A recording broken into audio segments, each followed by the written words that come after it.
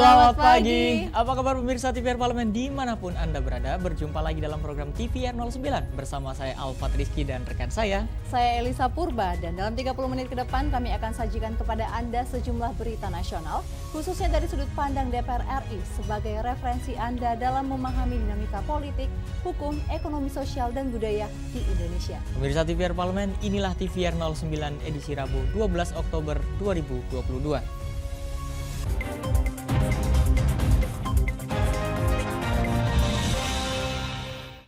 Pemirsa, DPR RI mengadakan pertemuan bilateral dengan Parlemen Cina saat perhelatan Forum P20 minggu kemarin. Hasil pertemuan tersebut adalah Indonesia dan Tiongkok sepakat untuk menjalin kerjasama jangka panjang dalam pengadaan dan pengembangan kendaraan listrik. Dalam penyelenggaraan di G20 Parliamentary Speaker Summit atau P20 di gedung DPR RI Senayan, Jakarta, belum lama ini, Indonesia dan Tiongkok sepakat untuk kerjasama jangka panjang dalam pengadaan dan pengembangan ekosistem kendaraan listrik, khususnya pembangunan sarana dan prasarana penunjang kendaraan listrik. Hal tersebut mengemuka saat pertemuan bilateral antara Parlemen Indonesia yang diwakili Putri Aneta Komarudin dan Daniel Johan dengan perwakilan Parlemen Tiongkok Shen Zhu dan Xi Junsang. Ketua GKSB DPR RI Parlemen Tiongkok Putri Aneta Komarudin menjelaskan, sejauh ini ada banyak kerjasama yang telah terjalin antara pemerintah Indonesia dan Tiongkok terkait kendaraan listrik. Namun kerjasama ini merupakan kerjasama jangka panjang menyeluruh sebab Indonesia masih dalam tahap awal pengembangan kendaraan listrik. Karena kita juga di sini masih banyak menyiapkan infrastruktur dan ekosistem penunjangnya untuk kendaraan listrik yang kita tahu juga secara edukasi belum menyeluruh untuk semua masyarakat Indonesia karena kita masih sangat bergantung pada kendaraan yang berbahan bakar fossil fuels. Jadi menurut saya ini akan menjadi pembahasan dan juga kerjasama yang jangka panjang bersama dengan Tiongkok untuk mengembangkan ekosistemnya terlebih dahulu di Indonesia. Pengembangan kendaraan listrik merupakan salah satu upaya untuk mengurangi ketergantungan pada kendaraan yang berbahan bakar fosil karena menggunakan baterai yang bisa diisi ulang untuk menyimpan tenaga listrik. Dengan begitu, kendaraan listrik tidak menyisakan emisi. Ken dan Kiki, TVR Parlemen melaporkan. Dalam perhelatan Forum P20, DPR RI mengadakan pertemuan bilateral dengan Parlemen Korea Selatan. DPR RI berharap kondisi politik di Korea tetap stabil dan semenanjung Korea tetap aman, supaya kerjasama ekspor-impor antara Indonesia dan Korea Selatan terus berjalan dengan baik. Dalam pertemuan grup kerjasama bilateral Parlemen Indonesia-Korea Selatan pada penyelenggaraan di G20 Parliamentary Speaker Summit atau P20 di gedung DPR RI Senayan, Jakarta belum lama ini, DPR RI berharap kondisi politik Korea Selatan tetap stabil agar laju ekspor-impor antara Korea Selatan dan Indonesia bisa terus berjalan dengan baik dan membantu kedua negara bertahan di masa krisis global. Hal tersebut dikatakan Ketua Grup Kerjasama Bilateral atau GKSB DPR RI Parlemen Korea Selatan, Edward Tanur, saat menerima perwakilan Parlemen Korea Selatan, Kim Yong-ju. Ia mendorong agar hubungan baik antara Indonesia dan Korea Selatan bisa terus terjaga. Tadi saya sempat ngomong ya, kami juga seperti Korea, kestabilan politik ini yang perlu dijaga.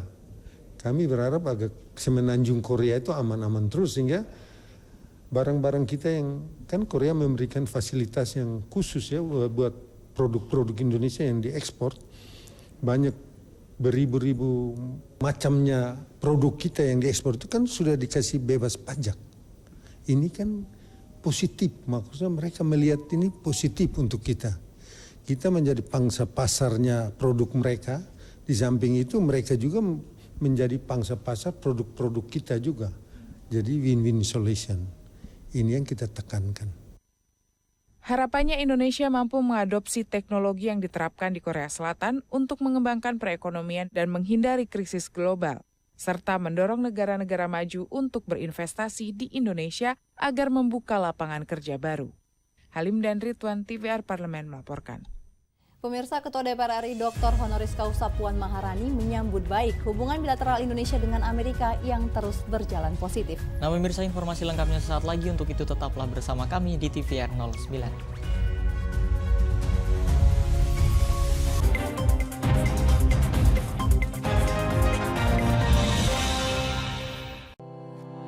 tugas dan fungsi DPR RI sangat penting bagi negeri ini sebagai pengemban amanat rakyat. Namun tidak banyak yang tahu apa saja fungsi dan tugas dari DPR. DPR mempunyai 3 fungsi pokok, yaitu legislasi, anggaran, dan pengawasan. Ketiga fungsi tersebut harus dilaksanakan dalam kerangka fungsi representasi yang mengedepankan kepentingan rakyat berdasarkan aspirasi masyarakat dan untuk kesejahteraan rakyat. Dari fungsi legislasi, DPR RI mempunyai tugas dan wewenang untuk menyusun dan menetapkan program legislasi nasional bersama dengan pemerintah, menyusun dan membahas rancangan undang-undang, menerima rancangan undang-undang dari DPD, membahas rancangan undang-undang yang diusulkan oleh Presiden ataupun DPD, menetapkan undang-undang bersama dengan Presiden, menyetujui atau tidak menyetujui peraturan pemerintah pengganti undang-undang yang diajukan Presiden untuk ditetapkan menjadi undang-undang. Sementara, fungsi anggaran membahas dan memberikan persetujuan atau tidak memberikan persetujuan terhadap rancangan undang-undang tentang APBN yang diajukan Presiden, memperhatikan pertimbangan DPD atas rancangan undang-undang tentang APBN dan rancangan undang-undang terkait pajak, pendidikan, dan agama, menindaklanjuti hasil pemeriksaan atas pengelolaan dan tanggung jawab keuangan negara yang disampaikan oleh BPK, memberikan persetujuan terhadap pemindahtanganan aset negara maupun terhadap perjanjian yang berdampak luas bagi kehidupan rakyat yang terkait dengan beban keuangan negara. Dan fungsi pengawasan melakukan pengawasan terhadap pelaksanaan undang-undang, APBN, dan kebijakan pemerintah, membahas dan menindaklanjuti hasil pengawasan yang disampaikan oleh DPD terkait pelaksanaan undang-undang mengenai otonomi daerah, pembentukan, pemekaran, dan penggabungan daerah, pengelolaan sumber daya alam dan sumber daya ekonomi lainnya, pelaksanaan APBN, pajak, pendidikan, dan agama. Terima kasih. Video ini dipersembahkan oleh TV dan Radio Parlemen, Biro Pemerintahan Parlemen, Sekretariat Jenderal, dan Badan Keahlian DPR RI.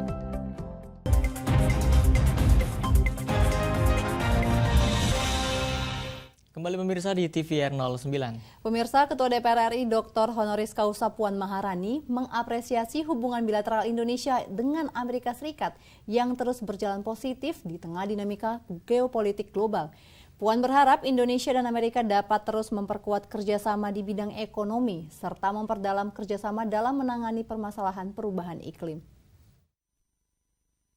Ketua DPR RI Dr. Honoris Causa Puan Maharani menyambut baik hubungan bilateral Indonesia-Amerika yang terus berjalan positif di tengah dinamika geopolitik global.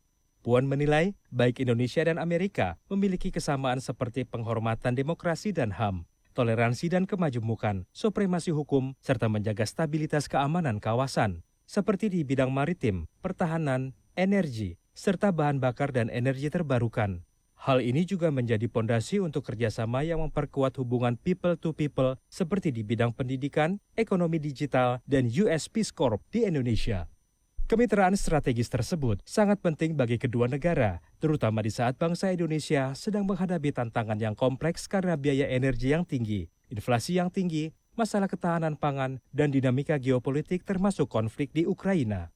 Selain itu, kerjasama terkait penanganan isu global dan kawasan, seperti stabilitas Laut Cina Selatan, denuklerisasi semenanjung Korea, dan pemajuan demokrasi dapat berjalan sesuai keinginan kedua belah pihak. Di bidang ekonomi, ada peningkatan dalam perdagangan bilateral dalam beberapa tahun terakhir, terutama pada masa pandemi, di mana Amerika Serikat sekarang telah menjadi mitra dagang terbesar kedua bagi Indonesia. Indonesia dan Amerika Serikat dapat terus memperkuat kerjasama di bidang ekonomi untuk mencapai target perdagangan 60 miliar dolar Amerika Serikat di tahun 2024.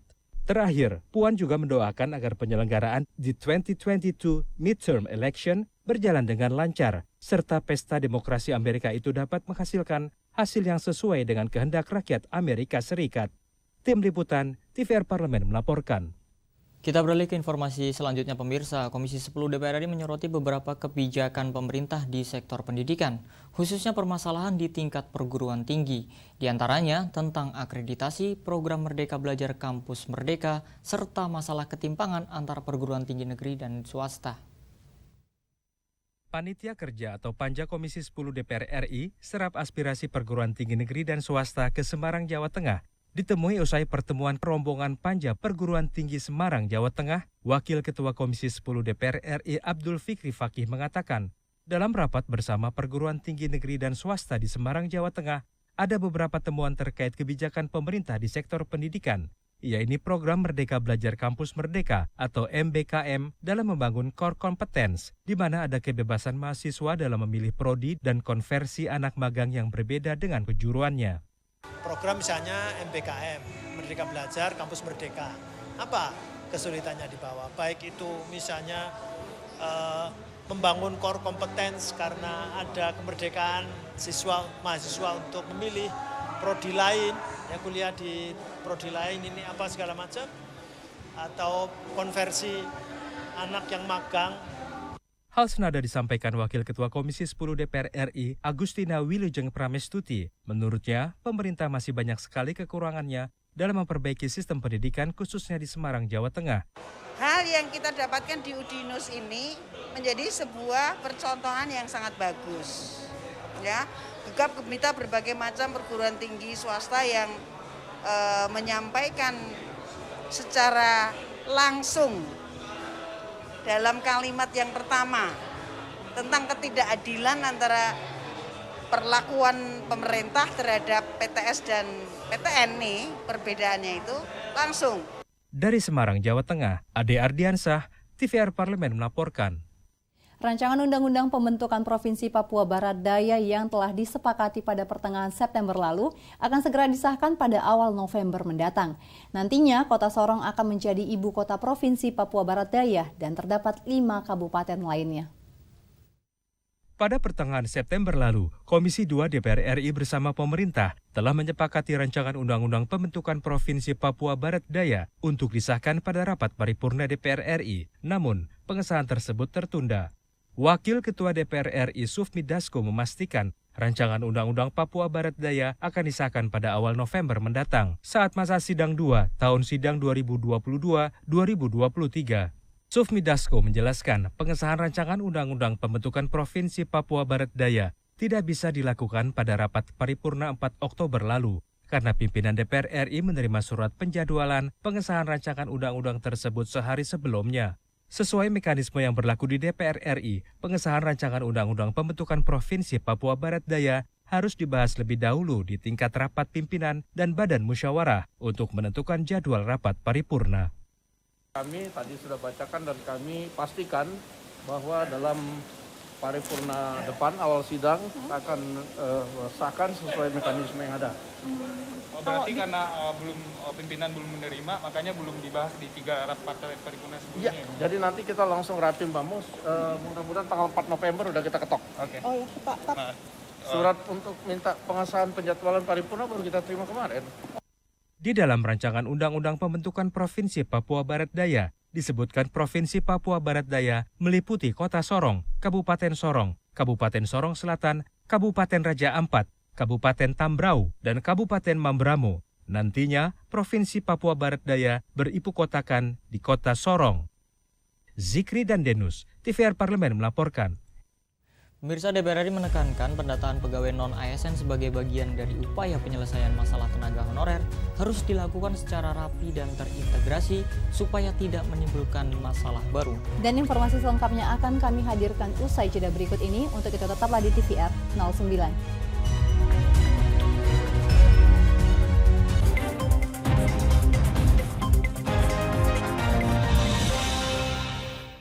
Utang-utang dulu saya. Mereka yang tidak cukup paham teredukasi bagaimana menyuarakan aspirasi demi memperoleh jawaban. Sini ditambang untuk seperti itu, warga sini tidak mengizinkan. Sebab apa itu menyangkut isi perut kami semua. Hadir menelisik mulai dari hulu ke hilir. Mengapa? Nah, kalau kita telusuri kenapa banjir ini hampir setiap terjadi. Hingga menemukan apa yang belum terkuak secara nyata. Kan kabeh niku sedulur, Pak. Nek kula ngrencangi mriki, nggih sing mriki gelo, nek kula ngrencangi mriki sing mriki gelo. Nggih kedah adil wae, Pak, tengah-tengah. Menghadirkan peran anggota DPR RI demi mendapatkan solusi. Saksikan Suara Dapil Senin sampai Jumat pukul 10 waktu Indonesia Barat. Hanya di TVR Parlemen.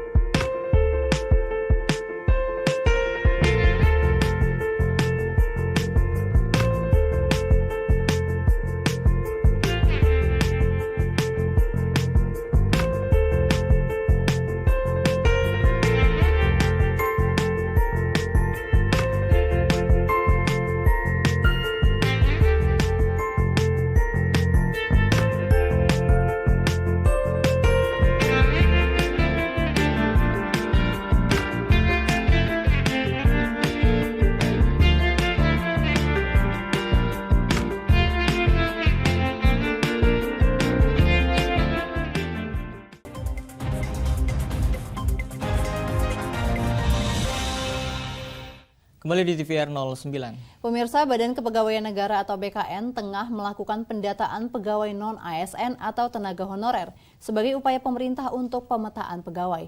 Nantinya pegawai non-ASN akan melalui seleksi menjadi pegawai pemerintah dengan perjanjian kerja atau P3K. Nah pemirsa, Komisi 10 DPR RI menekankan pendataan tenaga honorer di tahun ini jangan seperti tahun-tahun sebelumnya yang bermasalah. Mulai dari data hilang, data acak-acakan hingga perbedaan data antar instansi. Selain itu pemirsa, DPR juga meminta agar larangan memperkerjakan tenaga honorer baru juga diberlakukan agar persoalan kepegawaian ini bisa dapat segera dituntaskan. Nah pemirsa, untuk lebih lengkapnya mari kita saksikan laporan mendalam yang telah dirangkum oleh tim redaksi TVR Parlemen dalam segmen editorial Parlemen berikut ini.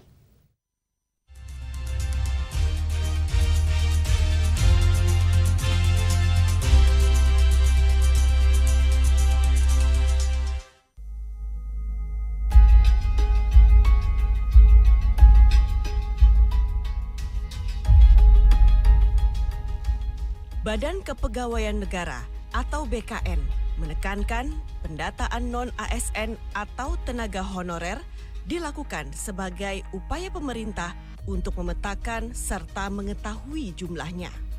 Namun, bukan berarti dengan diketahuinya jumlah tersebut, para tenaga honorer bisa meraih status sebagai PNS atau P3K tanpa melalui seleksi. BKN mencatat tenaga non-ASN atau honorer yang terdata per 5 Oktober 2022 sebanyak 2.215.542 orang. DPR RI menekankan pendataan ini harus dilakukan secara rapih dan terintegrasi agar tidak menimbulkan masalah baru. Wakil Ketua Komisi 10 DPR RI Abdul Fikri Fakih menekankan pendataan tenaga honorer di tahun ini jangan seperti tahun-tahun sebelumnya yang selalu bermasalah. Mulai dari data yang hilang, data acak-acakan, hingga perbedaan data antar instansi. Ia berharap pendataan tenaga honorer akan mempercepat penyelesaian persoalan kepegawaian. Problematika kita kan di data. Lemahnya data, acak-acakan data, atau data tiba-tiba besar, tiba-tiba hilang, dan sebagainya. Ini kalau memang P3K mau diselesaikan, ya penguatan data, dan kalau ada pendataan ulang ya harus rapi dan terintegrasi. Jangan kemudian Kemenpan RB berbeda dengan Kemendagri, berbeda dengan BKN dan seterusnya, atau kementerian sektoral juga berbeda lagi. Ini saya kira akhirnya nggak selesai-selesai.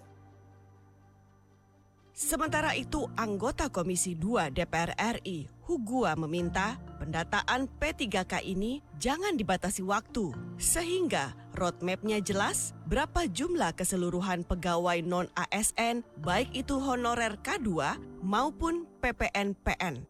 Pemerintah harus memberikan kesempatan pegawai non-ASN yang memenuhi syarat untuk mengikuti seleksi agar kedepannya tenaga non-ASN tidak ada lagi.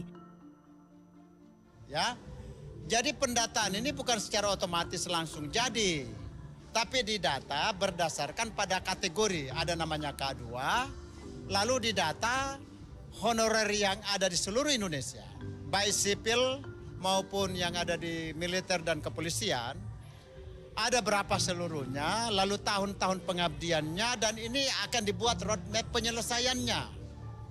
Oke ya, jadi sekali lagi bahwa bukan berarti lalu didata, langsung otomatis lulus. Mau P3K, mau PNS-K, mau apa saja. Ini baru tahap pendataan. Anggota Komisi 2 DPR RI Aminur Rohman menilai penyelarasan database tenaga honorer perlu dilakukan secara komprehensif serta memastikan data tersebut dapat diformulasi dengan bidang yang ada secara proporsional. Ya, hari ini kita melihat upaya Menpan RB, kementerian yang baru sedang memastikan database-nya. Dari database yang sudah pasti itu kita harapkan ada formulasi yang bisa dijadikan dasar kebijakan Menpan RB. Karena tanpa memastikan database yang ada, persoalan tenaga honorer ini tidak akan pernah selesai. Setiap tahun akan menjadi isu klasik yang selalu berkembang. Nah, maka Komisi 2 kemarin mendesak kepada Menpan RB sama BKN, pastikan dulu semua database yang ada di kabupaten kota seluruh Indonesia. DPR RI meminta pemerintah untuk menuntaskan pendataan honorer sehingga diperoleh data akurat mengenai jumlah dan kompetensi yang dimiliki seluruh tenaga honorer yang ada di berbagai instansi. Data tersebut harus diverifikasi dan diaudit secara detail supaya benar-benar akurat dan bisa digunakan untuk menentukan langkah kebijakan ke depan. Kepala daerah dan kepala instansi juga harus berhenti memperkerjakan tenaga non-ASN mulai dari sekarang. Jika tidak, persoalan kepegawaian di Indonesia tidak akan pernah bisa diselesaikan. Tim Liputan TVR Parlemen melaporkan.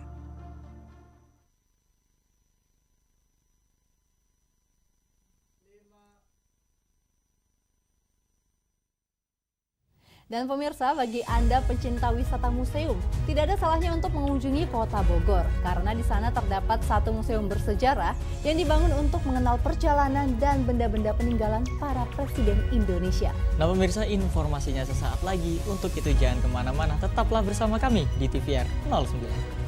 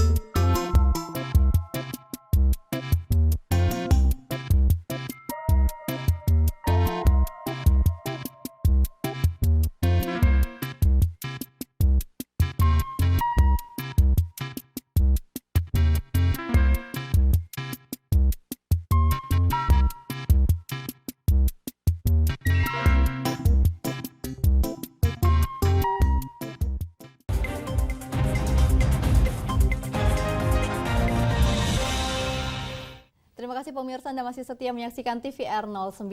Pemirsa, megahnya Istana Kepresidenan Bogor menyimpan berbagai peristiwa bersejarah para Presiden Republik Indonesia.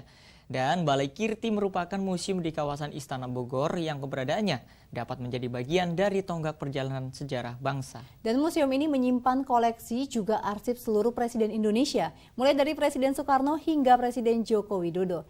Untuk mengetahui apa saja yang ada di Balai Kirti, mari kita saksikan segmen Intips, informasi dan tips berikut ini.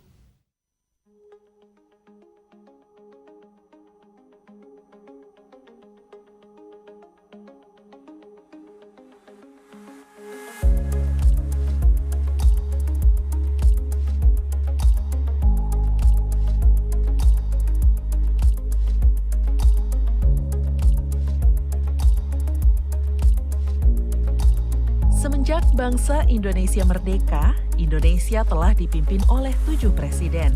Setiap presiden memiliki jasa dan kisahnya masing-masing yang layak untuk dikenang dalam upayanya memimpin bangsa Indonesia. Untuk itu, kami ajak pemirsa TVR Parlemen berkunjung ke Museum Kepresidenan Balai Kirti.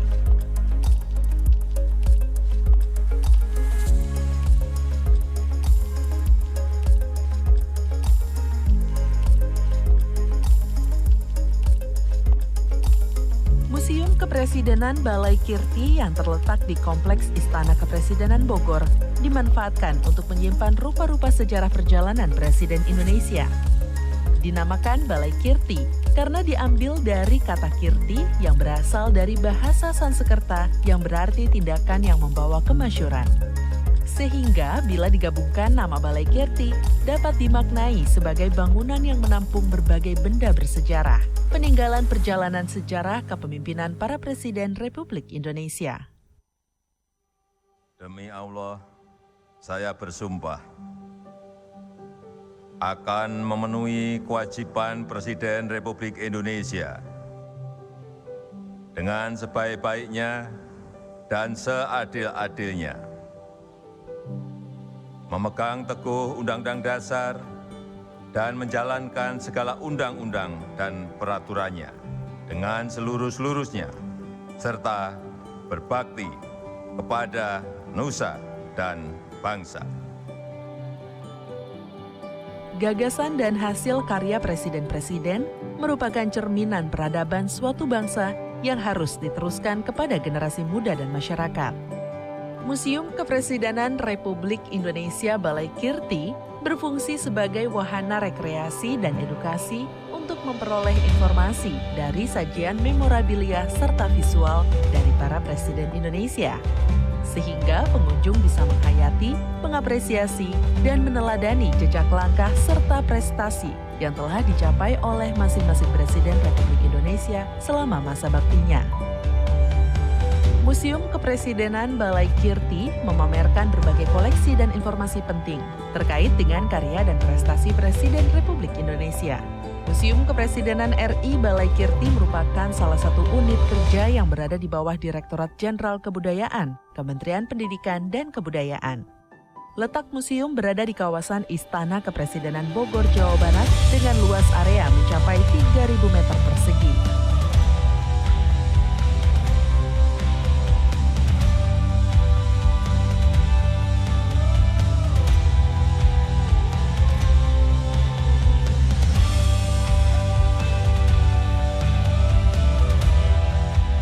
Nah, bagaimana pemirsa TVR Parlemen? Apakah pemirsa tertarik berkunjung ke Museum Kepresidenan Balai Kirti? Yuk kita kenang jasa-jasa dan kisah dari para pemimpin bangsa Indonesia. Semoga bermanfaat dan menginspirasi ya. Dan pemirsa, itu tadi liputan terkait Museum Balai Kirti. Dan di penghujung acara kami informasikan kepada Anda bahwa DPR RI saat ini sedang memasuki masa reses, di mana seluruh anggota Dewan kembali ke daerah pemilihannya masing-masing untuk melaksanakan fungsi representasi DPR dengan menyerap dan menghimpun aspirasi masyarakat, serta menindaklanjuti dan memberikan pertanggungjawaban kepada konstituen di daerah pemilihannya. Nah, pemirsa, agenda-agenda dan program DPR RI dapat Anda saksikan di TVR Parlemen melalui kanal utama, kanal komisi, dan kanal alat kelengkapan Dewan lainnya. Tentunya dapat Anda akses di tvr.dpr.go.id. Dan pemirsa TVR Parlemen, demikianlah TVR 09 edisi pagi ini. Kami ingatkan untuk tetap waspada pada persebaran virus COVID-19 dan tetap patuhi protokol kesehatan. Segenap kru TVR Parlemen yang bertugas mengucapkan terima kasih telah menyaksikan TVR 09 pagi ini. Saya Alfat Rizky dan rekan saya Elisa Purba, sampai bertemu di TVR 09 berikutnya. TVR Parlemen, referensi Indonesia.